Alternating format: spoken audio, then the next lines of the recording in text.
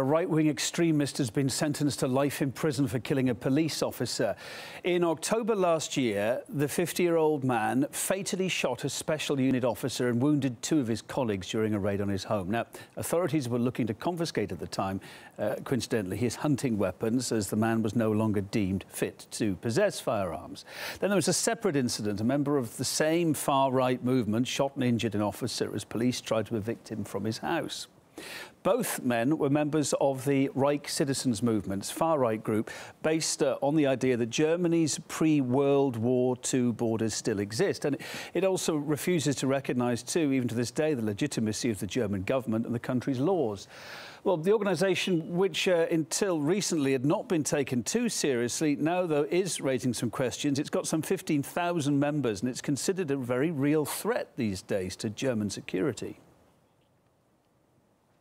We see considerable readiness for violence among the Reich Citizens Movements. Therefore, it is getting more problematic that so many citizens have the right to own weapons. For a long while, the Reichsbürger were only, so to speak, a plague for public administrators, because they wrote letters explaining that the state has no right to tax them or to fine them, and so they simply created work.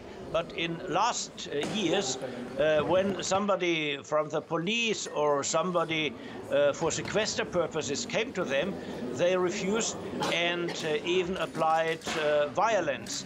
My feeling is that the German state has lost a lot of its authority. Many people who only like playing theater behaved as if the state would not exist, because there were some who founded German kingdoms, who declared themselves governors of the German Reich. It became fashionable. So many in Germany now do no longer believe the official media, public television, the big newspapers. They go into the internet, where they simply believe in purely fictional theories about conspiracies taking over in so many countries.